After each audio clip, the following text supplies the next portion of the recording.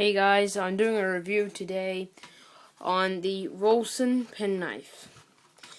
Now the Rolson Penknife actually comes with a sheath. It says Rolson on, and it's got a little belt thing here. Let's open it up. It's got a clip-on button, so which you can push down, pop off. Now let's start off. It's marked Rolson there.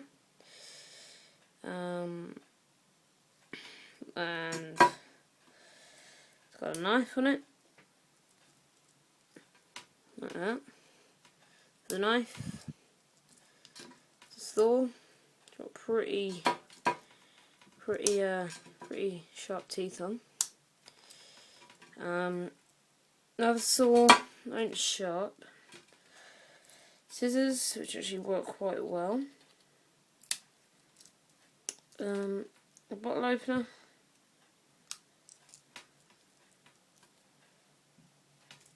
Another bottle opener on this side. Okay, so that's all that bit there. Got a corkscrew. Okay, and then you got two